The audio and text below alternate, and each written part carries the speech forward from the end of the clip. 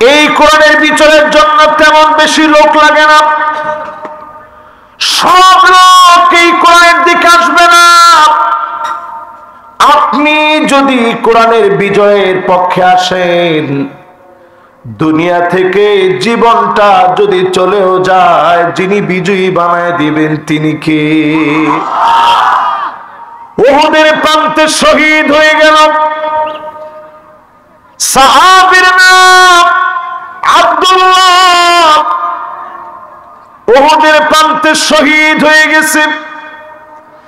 আল্লাহ রাব্বুল আলামিন নিজে ডাকলেন, আব্দুল্লাহ তোমার মনটা কি চায় আমি আল্লাহকে বলো, তোমার মনটা কি চায় আমাকে বলো। আব্দুল্লাহ বললেন, আল্লাহ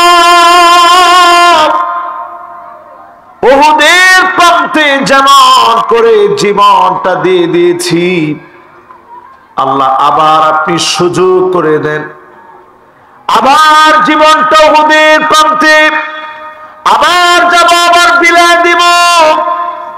1000 বার আপনি জীবন দিবেন, 1000 বার দিন বিজয়ের জন্য বিলায় দিব, 1000 বার শহীদ হয়ে যাব। আল্লাহ রাব্বুল আলামিন জানায় দিলেন, ফয়সালা চূড়ান্ত হয়ে গেছে। দুনিয়ায় একবার গেলে আর ফিরে আসা যায় না। একবার দুনিয়া আসা যায়, চলে গেলে আর ফিরে আসা যায় না, পুনর্জন্ম গ্রহণ করা যায় না।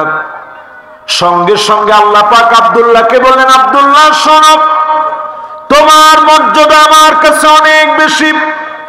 এই দিন বিজয়ের জন্য তুমি কষ্ট করেছ, জীবন আল্লাহর রাহে বিলায় দিয়েছ।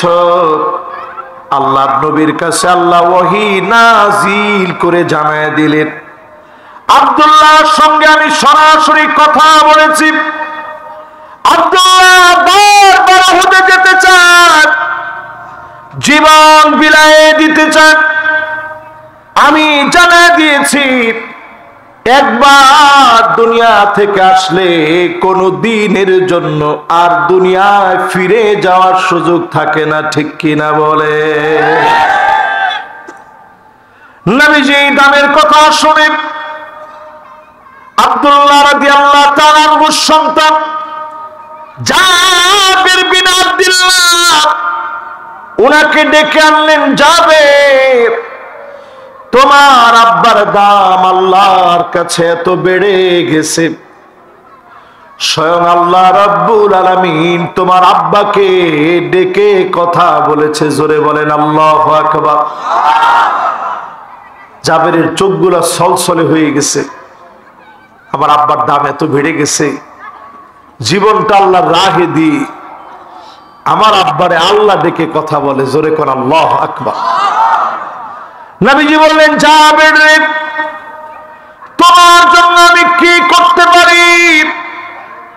জাবের রাদিয়াল্লাহু তাআলা আনহু বললেন, ওগো নবীজি, আব্বা উহুদের প্রান্তে শহীদ হয়ে গেছে, তেমন কিছু রেখে যেতে পারে নাই। অনেক পাওনাদার, অনেক টাকা পয়সা পাবে। নবীজি বললেন, জাবের ঘরের ভিতরে কি আছে? সামান্য কয়েকটা খেজুর ছাড়া কিছুই নাই, কিছু খেজুর আছে।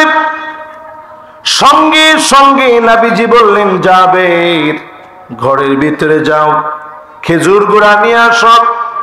আল্লাহ নবী খেজুর গুড়ার ভিতরে ফু দিয়ে একজন একজন করে পাওনাদারকে ডাকলেন, বিসমিল্লাহ বলে ফু দিলেন, নিজ হাতে ওজন করলেন, একজন একজন করে বিদায় করলেন। নবীজির বরকতি হাতে ওজন করে করে বিদায় করে দিলেন। সামান্য খেজুর দিয়ে সব পাওনাদারদের পাওনা পরিশোধ হয়ে গেল। অবশিষ্ট খেজুরগুলো জাবের রাদিয়াল্লাহু তাআলা আনহুকে নবীজি নিয়ে যেতে বললেন। এই জমিনে যারা দিন কায়েমের জন্য ক্লান্ত পরিশ্রম করেছে, তাদেরকে যিনি চিরস্মরণীয় বানায় রেখেছেন তিনি কে? আরেকজন সাহাবীর কথা শোনায়, মুসআব বিন উমাইর। কষ্ট হচ্ছে আপনাদের? বাবারা মেহেরবানি করে, আমার মাহফিলে কিন্তু কথাবার্তা হয় না। থাক, অসুবিধা নেই, এটা ভলান্টিয়ারদের দায়িত্ব। ভলান্টিয়ার যারা আছেন মেহেরবানি করে একটা আওয়াজ হবে না। আমি কিন্তু মাহফিলে বসার পরে খুব গরম, রুমের ভিতরে বসা অবস্থায় খুব নরম, যা বলবেন আমি শুনতে রাজি। মাগার মাহফিলের মাইক যখন আমার হাতে আসে, আমার জীবন চলে গেল কোরআন হাদিসের বাহিরে একটা কথাও এই মাইক থেকে বিগত দিনে বলি নাই, এখন তো সম্ভবই না। ঠিকও তো কয় না। এই জন্য যারা এদিক সেদিক আছেন মেহেরবানি করে বাবারা সব বসতে হবে। আমরা সব গুনাহগার, দাঁড়ায় থাকার মতো কোনো বড় রকমের কিছু আমরা হয়ে যাইনি, সব বসে পড়ি। ইয়ংরা মনে করতেছে আমাকে গুনাই নেই, আসেন বুঝলেন। আল্লাহ বাঁচাইছে, আমার হাতটা যদি খালি লম্বা হইতো টান দিয়ে নিয়ে আসতাম যে আসেন, কিন্তু হাতটা তো লম্বা করার স্রোত নাই। মাশাআল্লাহ, এই তো ইয়ং জেনারেশন মাশাআল্লাহ বলতেই রাজি হয়ে গেছে। জোরে করে আল্লাহু আকবার। তাহলে বিচার চলবে জানি কি দিয়ে? আর একটু জোরে কোন কি দিয়ে? কোরআন দিয়ে বিচার চলবে। মুসআব বিন উমাইরের কথা বলছি। আউয়ালু সাফির ফিল ইসলাম, ইসলামের প্রথম অ্যাম্বাসিডর। এই জমিনে দিন কায়েমের জন্য একটা টুকরা কাপড় পর্যন্ত কবরে নিয়ে যেতে পারে নাই। ছোটখাটো একটা কাপড় উহুদের প্রান্তে যেদিন শহীদ হয়ে গেলেন, এমন ছোট কাপড় দিয়ে কাফনের কাপড় হিসাবে জড়ায় দিয়েছে। আল্লাহ নবী বলেন মাথাটা ডাকলে পাটা বের হয়ে যাচ্ছে, পা ঢাকলে মাথা বের হয়ে যাচ্ছে। নবীজি বলেন ইযখির নামক গাছ দিয়ে পাটাকে তোমরা ঢেকে দাও, মাথাটাকে কাপড় দিয়ে ঢেকে দাও। এই দিন প্রতিষ্ঠা করতে গিয়ে, কোরআনের রাজ কায়েম করতে গিয়ে এক টুকরা কাপড় নিতে পারে নাই। নবীজি ঘুম থেকে উঠলে পিঠের মধ্যে চাটাইয়ের দাগ পড়ে যেত। হযরত ওমর নবীজির ঘরে একদিন অনুমতি নিয়ে গেলেন। অনুমতি নিয়ে যখন প্রবেশ করলেন, নবীজি শোয়া থেকে উঠে বসলেন। তাকায় দেখে এত সম্মানী নবী, কুল কায়নাতের নবী, রাহমাতুল লিল আলামিন ঘুম থেকে উঠেছে। চাটাইয়ের দাগগুলা পিঠের মধ্যে পড়ে গেছে। হযরত ওমর ছোট বাচ্চার মতো কান্না শুরু করলেন। কান্না শুরু করে হযরত ওমরের কান্না এত বেড়ে গেছে, আল্লাহর নবী বললেন মায়ুবকি, ওমর রে কোন জিনিস তোমাকে এত পরিমাণ কাঁদাচ্ছে? কেন আজকে তোমার চোখে পানি? হযরত ওমর বললেন রোম পারস্যের সম্রাটদের কেমন আছে, এত সুখ শান্তি তারা করেন, আর আপনি এত কষ্ট করেন দিন কায়েমের জন্য। আল্লাহর নবী বললেন ওমর শোনো, ফালাহুমুদ দুনিয়া ওয়া লানাল আখিরাত, তাদের জন্য শুধুমাত্র দুনিয়া, আমাদের জন্য আখিরাতের দুয়ার যিনি খুলে দিবেন তিনি কে? এই মাহফিলে যারা বসলে আল্লাহ কসম করে বলি দিন কায়েমের জন্য আসেন, আসমানের দুয়ার খুলে অজস্র রহমত, জমিনের সব বরকত যিনি আমাদেরকে দান করে দিবেন তিনি কে? আবার বলেন বিচার চলবে কি দিন? আসতে বলেন কি দিন? 2 নম্বরে আল্লাহ রাব্বুল আলামিন বলেন ওয়ালা তাত্তাবি আহওয়াহুম, মন গড়া বিচার চলবে না। ওমা, কার কথা? সবাই হা করে বসে আছে। হুজুরের চেহারাটা আগে দেখি। আমার চেহারা দেখে কিন্তু কোনো লাভ নাই। আমার চেহারা ওইরকম কোনো সুন্দর কিছুই না, আল্লাহ যতটুকু বানাইছে আলহামদুলিল্লাহ। ওয়া হুয়া আলা কুল্লি শাইইন কাদির। আল্লাহুম্মা ইন্না নুশহিদুকা ওয়া নুশহিদু মালাইকাতাক وحملة عرشك وجميع خلقك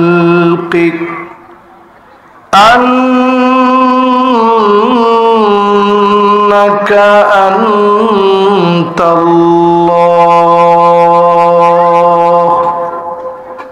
لا إله إلا أنت فهو الواحد الأحد الفرد الصمد الذي لم يلد ولم يولد ولم يكن له كفوا أحد ونشهد أن سيدنا وسندنا وحبيب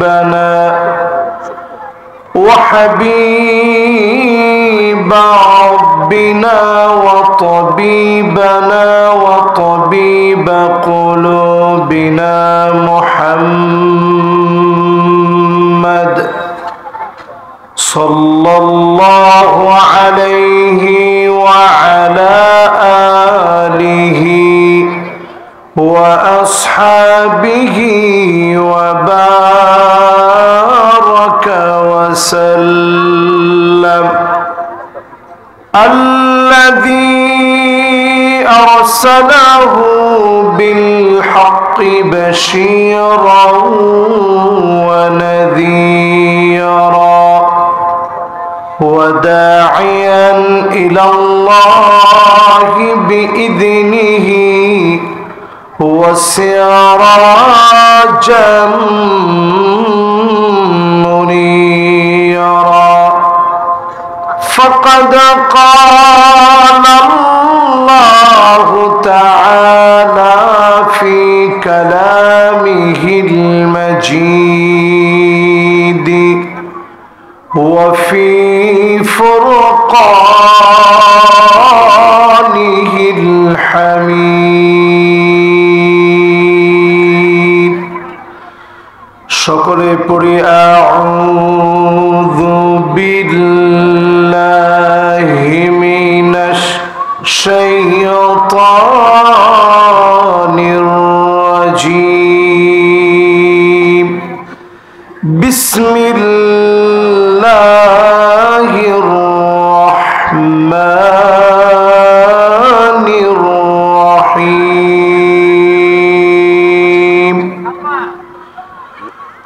وأن احكم بينهم بما أنزل الله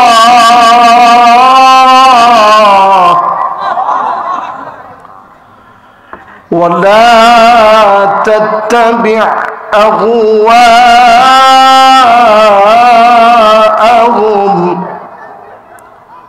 واحذرهم أن يفتنوك عن بعض ما أنزل الله إليك فإن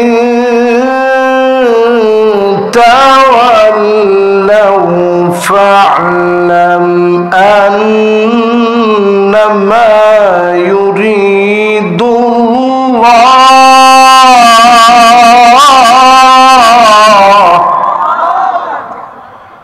أن يصيبهم ببعض ذنوبهم وإن كثيرا من الناس لفاسقون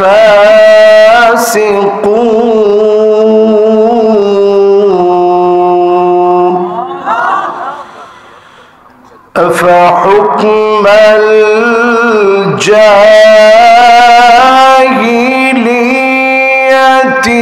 يبغون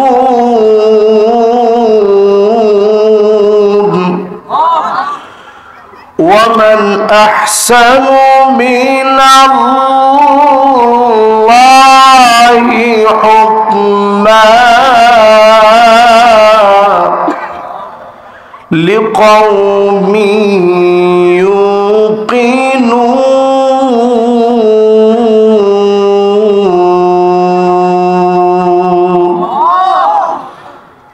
সকলে মিলে পড়ি সাদাকাল্লাহুল আযীম وقال تعالى في شان حبيبه مخبرا وآمرا إن الله وملائكته يصلون على النبي يا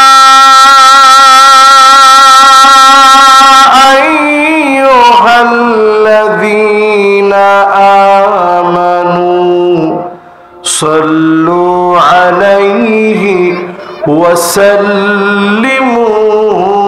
تسليما اللهم صل على محمد وعلى آل محمد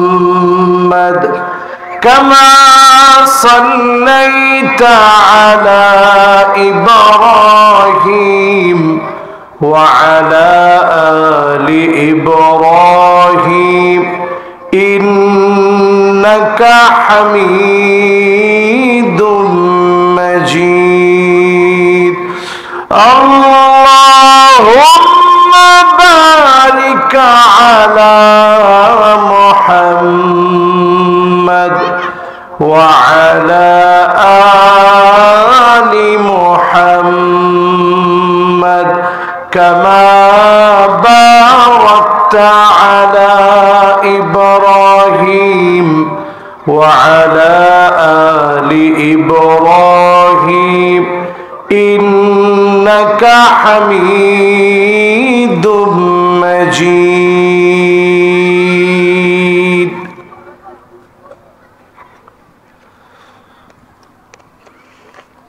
আজকের এই মুবারক মাহফিল চড়িয়া শিকার উত্তরপাড়া কেন্দ্রীয় জামে মসজিদের উন্নতি কল্পে 16তম বার্ষিক তাফসীরুল কোরআন মাহফিলের আজকের এই মোবারক আয়োজনের সম্মানিত সভাপতি আলহাজ আব্দুল্লাহ জুবায়ের শাহিন, বিশিষ্ট সমাজ সেবক মুহতারামি ও মুকাররামি, সম্মানিত বিশিষ্ট ব্যবসায়ী সমাজ সেবক, ওনার জন্য আমরা দোয়া করছি দ্বীনের কল্যাণে, ইসলামের জন্য আল্লাহ রাব্বুল আলামিন ওনাকে যেন কবুল আর মঞ্জুর করেন। সকলে পড়েন আমিন। আজকের এই মাহফিলের সম্মানিত প্রধান অতিথি জনাব মোহাম্মদ আব্দুস সাত্তার সুলতান সাহেব, বিশিষ্ট সমাজ সেবক, ওনার জন্য আমরা দিল থেকে দোয়া করি রব্বে করিম যেন ওনাকেও হায়াতে তয়্যিবা, সিহহা ওয়াল আফিয়া দান করেন। পড়েন আমিন। এই মাহফিলে যিনি আজকে উপস্থিত হয়ে আপনাদেরকে ধন্য করার কথা ছিল, আমাদের অত্যন্ত প্রাণ প্রিয়, বাংলাদেশে গঠনমূলক খুব সুন্দর সাবলীল যারা কথা বলেন, অত্যন্ত কাবিলিয়াত ওলা আলেম যারা, যোগ্যতার সঙ্গে যারা কথা বলেন, তাদের মধ্যে অন্যতম প্রথিত যশা একজন আলেমে দ্বীন হযরত মাওলানা আব্দুল হাই মুহাম্মদ সাইফুল্লাহ হাফিজাহুল্লাহ ওয়া রাআহ। আপনারা নিশ্চয়ই জানেন, মারাত্মক দুর্ঘটনা, রোড অ্যাক্সিডেন্টের মধ্য দিয়ে উনি যেইভাবে রোড অ্যাক্সিডেন্টটা করেছিলেন, ওনার গাড়িটা থেমেছিল, একটা ট্রাক এসে এতটা জোরে আঘাত করেছে, ওনার পুরা পরিবার একসাথে ছিল। পুরো পরিবার নিয়ে মাহফিল করে ফেরার পথে ময়মনসিংহে মাহফিল শেষ করে ওনার খালার বাড়ি থেকে ওনার স্ত্রী এবং 3 সন্তান সহ ওনার 3 কন্যাকে নিয়ে যখন ফিরছিলেন, মারাত্মক রোড অ্যাক্সিডেন্টের কারণে উনি আজকের এই মাহফিলে আসতে পারেনি। চোখে প্রচন্ড আঘাত পেয়েছে। আমার মাহফিল ছিল গতকালকে মাগরিবের পরে, ছিল সেই ত্রিশাল, সেইখান থেকে পরের মাহফিল ছিল ভালুকায়। মাহফিল শেষ করার পর প্রিয় ভাই যখন ফোন দিলেন, আমার আজকের মাহফিল ছিল ময়মনসিংহে, এটা ক্যান্সেল হওয়াতে উনি কোত্থেকে খবর পেলেন ফেসবুকে, উনি আজকের এই মাহফিলটা যখন খবর দিলেন এবং বললেন এটা যেতেই হবে, আমি চিন্তা করলাম আজকের একটা রজনী অন্তত একটু রেস্ট করে আমি কাটাই। কিন্তু উনি যখন প্রচন্ড ভালোবাসা থেকে অনুরোধ করলেন, আমি চিন্তা করলাম অন্তত একটা রজনী, এই রজনীতে একটু আপনাদেরকে নিয়ে কথা বলি। এখানে আজকে আমার আসার কথা ছিল না, রিজিক আল্লাহ রাব্বুল আলামিন ঠিক যেখানে লিখছেন এখানে আপনাকে যেতেই হবে, ঠিক কিনা বলে? আমি একটু অবাক হয়েছি। এইখানে যখন আমি আসলাম, এখানকার একজন আমারে বলতেছিল যে হুজুর, আমরা আপনাকে দাওয়াত দেওয়ার জন্য সিদ্ধান্ত নিয়েছিলাম 2 মাস আগে এবং যোগাযোগও করেছিলাম, কোনোভাবে যখন আপনাকে পাচ্ছিলাম না তো চিন্তা করলাম আপনাকে তো আর পাওয়া যাচ্ছে না। তো দেখেন, ঠিকই রিজিকের টানে আল্লাহ রাব্বুল আলামিন আপনাদের মাঝে কথা বলার জন্য নিয়ে আসছে, আলহামদুলিল্লাহ। তো এই মাহফিলে আমার প্রিয় যে ভাইটা অসুস্থ আছেন, আপনারা মন থেকে দোয়া করবেন। প্রতিমধ্যে যখন চলবেন সব সময় আল্লাহর কাছে দোয়া করে নেবেন। কারো বিপদ দেখলে নবীজি একটা দোয়া শিখিয়েছেন, সবাই আমার সঙ্গে পড়েন, আলহামদুলিল্লাহিল্লাযী আফানি মিম্মা ইবতালাকা বিহি ওয়া ফাদ্দালানি আলা কাসীরিম মিম্মান খালাকা তাফদীলা। আমরা আল্লাহর কাছে, নিজের আল্লাহর কাছে পানা চেয়ে নিলাম। আমার ভাইয়ের জন্য আমরা দোয়া করি, অতি তাড়াতাড়ি আল্লাহ রাব্বুল আলামিন যেন শিফায়ে কামিল আদিল আজিল যেন আল্লাহ নসিব করে দেন, পড়েন আমিন। এই মাহফিলে যতজন মেহমান আজকের এই মাহফিলে কথা বলেছেন, কথা রেখেছেন, উপবিষ্ট হয়েছেন যারা, শুনছেন পর্দার অন্তরালে আমার মা বোনেরা, সকলকে মোবারকবাদ জ্ঞাপন করছি। সূরা মায়েদা থেকে 2টা আয়াত আমি তেলাওয়াত করেছি। বলেন তো কয়টা আয়াত? এই 2টা আয়াতকে ঘিরে আজকের মাহফিলে বিমাশিয়াতিল্লাহি তাআলা ওয়া বিতৌফিকিহি আপনাদেরকে নিয়ে কথা বলবো, যদি আল্লাহ তৌফিক দান করেন ইনশাআল্লাহ। পড়েন, আসুন আমরা সবাই মিলে জবান খুলে মহব্বতের সুরে সকলে মিলে পড়ি কালিমাতুশ শুকর আলহামদুলিল্লাহ। সকলে নবীজির নামে একটাবার দুরূদ শরীফ পড়ি, সবাই পড়ি মুহাম্মাদুর রাসূলুল্লাহ সাল্লাল্লাহু আলাইহি ওয়াসাল্লাম। আমি আপনাদেরকে খুব বেশি লম্বা সময় দিতে পারবো না। আমি আসছিলাম অনেক আগে, এবং আমার মাহফিলের একটা সিস্টেম আছে। আমি খুব বেশি রাত করে মাহফিল করি না, সচরাচর করি না আর কি। একান্ত বাধ্য হয়ে গেলে তো কিছু করার থাকে না। আমার সঙ্গে এই মাহফিলের শুরু থেকে কথা ছিল 9টায় আমাকে মাহফিলে দেওয়া হবে।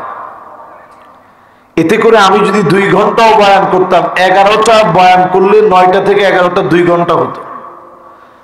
এখন অলরেডি 10:30টার উপরে বাজতেছে। আর আমার পেরেশানি হচ্ছে আগামীকাল পর্যন্ত সে লম্বা লালমনিরহাট কেমনে যাব, এই পেরেশানি। সব মিলিয়ে খুব বেশি লম্বা সময় কথা বলার সুযোগ নেই। দুঃখিত আমি, যেহেতু আজকে আমি এমনি মেহমান, আরো মেহমান হয়ে আসছি।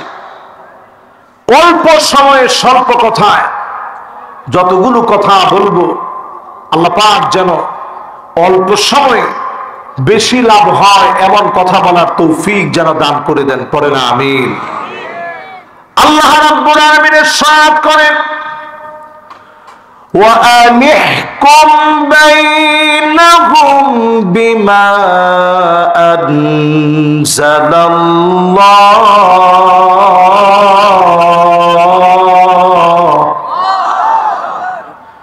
নবী বিচার করা লাগবে কোরআন দিয়ে। এই যে আমার হাতের কোরআন, এই কোরআন দিয়ে বিচার করতে হবে, এই কথাটা কার? সবাই কিন্তু একটু আওয়াজ নিয়ে বলতে পারেন না।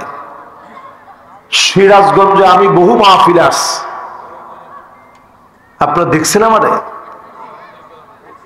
বহুত মাহফিলে সিরাজগঞ্জে আমি আসি। সিরাজগঞ্জের শ্রোতা কিন্তু মরা ডরা শ্রোতা না, করে না কো ডুস ডাস, মারে না কো ফুসফাস, গোটা দই আনতো তেরে মেরে ডান্ডা করে দেব ঠান্ডা। এই দোরাসাব মার্কা মুসলমান অন্তত সিরাজগঞ্জের মাটিতে নাই বলে আমি মনে করি। হ্যাঁ,